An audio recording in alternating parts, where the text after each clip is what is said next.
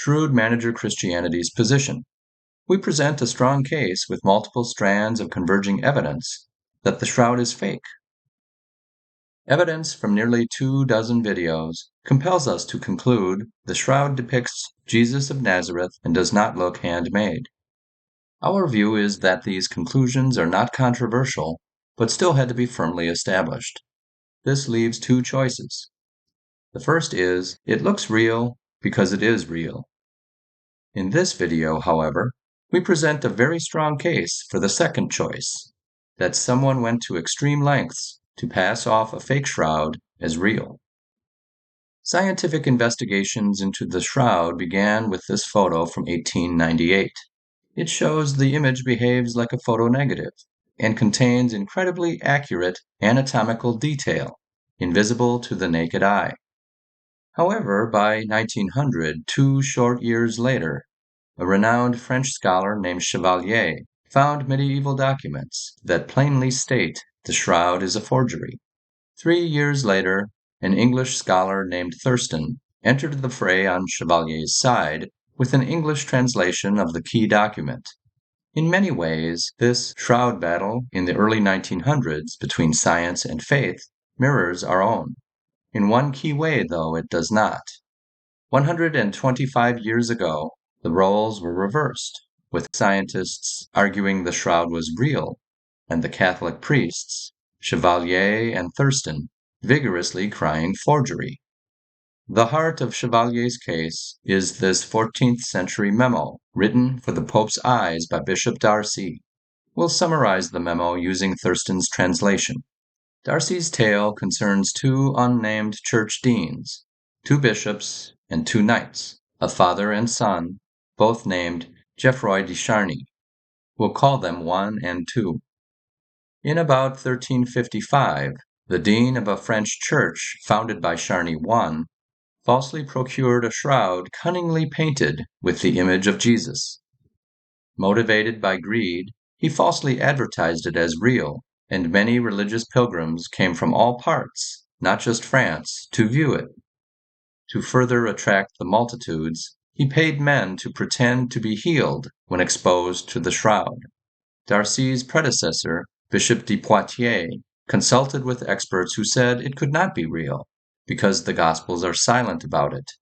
And even if the Gospel writers for some reason intentionally omitted it, its existence could not have been concealed for 1300 years. De Poitiers then conducted an inquiry, which discovered that the shroud had been painted, and the artist himself confessed.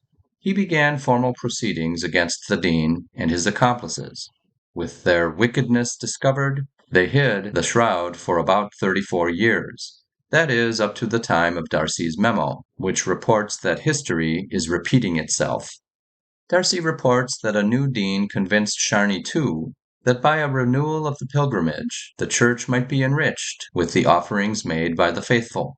Charny II was more astute than his father, and obtained, by suppressing the facts, a letter from a cardinal allowing the shroud to be lodged in the church. Although it is not publicly stated to be the true shroud of Christ, nevertheless, this is given out and noised abroad in private, and so it is believed by many. Further, in many ingenious ways, they hinted the shroud was real. Darcy's duty stirred him to take many actions to stop the display. He petitioned the King's Parliament to take custody, forbade the dean from continued showings on pain of excommunication, confronted Charny II, and with his memo set it all down for the Pope. So in Darcy, we have a near contemporary, with access to contemporary records, identify Charny I as the original owner of the shroud, state it was the work of an artist who confessed, and provide the date as around 1355.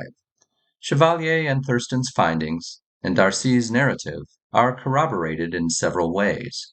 First, archaeologists unearthed pilgrim badges showing the Charny logo or shield and detailed images of the shroud. Luring pilgrims to your church with relics and taking offerings and selling badges was lucrative.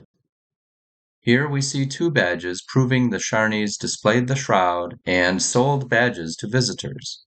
much like selling magnets of U.S. states to today's travelers. Second, both badges display the Charny shield as well as that of Charny I's second wife, mother of Charny II.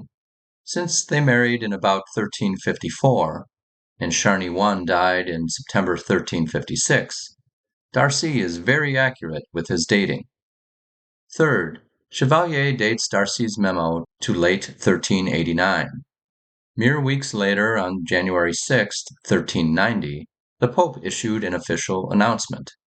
It calls the shroud image a pictura seu tabula, meaning picture or painting.